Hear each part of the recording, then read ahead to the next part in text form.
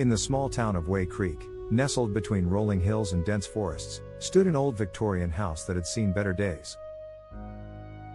It was a magnificent structure, with intricate woodwork and towering spires, but the locals whispered tales of its unsettling history. Rumor had it that the house had been built over an abandoned cemetery, the final resting place of those long forgotten. Sarah, a young architect with dreams of restoring old buildings, saw potential in the dilapidated home. Ignoring the warnings from townsfolk, she purchased the property, eager to breathe new life into it.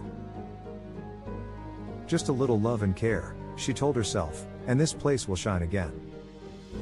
As she began renovations, strange occurrences began to plague her. At night, she would hear faint whispers echoing through the halls, and shadows danced in the corners of her vision. Despite the unease, she pushed on, convinced the house held secrets that needed uncovering. One evening, while digging in the basement, Sarah stumbled upon a crumbling gravestone buried beneath layers of dust and debris. The inscription was barely legible, but the name caught her breath: Eliza Hawthorne, beloved daughter, 1824 to 1839. It struck her then that she was not just renovating a house, she was disturbing a burial ground. As the days passed, the house began to show signs of distress. The walls creaked ominously, and cracks snaked their way across the ceiling. Sarah dismissed it as natural wear, but the feeling of dread grew heavier. One night, as she lay in bed, she felt the house shudder beneath her, as if it were awakening from a long slumber. Determined to continue, she invited a few friends over for a weekend of work. As they stripped wallpaper and pulled up old floorboards, the air became thick with an unnatural chill. One of her friends, Jake, discovered another grave marker hidden beneath a floorboard. This one was even older, the name worn away by time.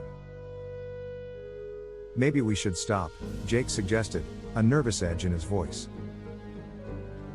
But Sarah, fueled by ambition, brushed off his concerns. "We're just uncovering history." That night, the whispers grew louder, morphing into anguished cries that echoed through the halls.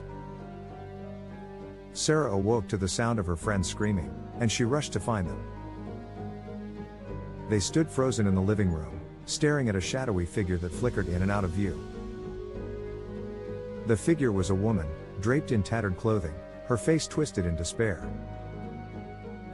"Leave this place," she wailed. "You tread on sacred ground." Panicking, Sarah turned to run, but the floor beneath her feet began to tremble violently.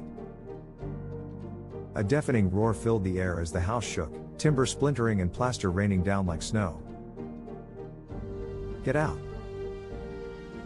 Jake shouted, pulling Sarah toward the door.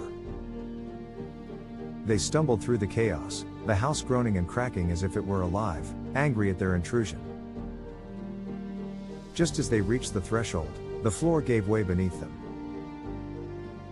The house, weakened by the spirits it had disturbed, collapsed into itself with a bone-rattling crash.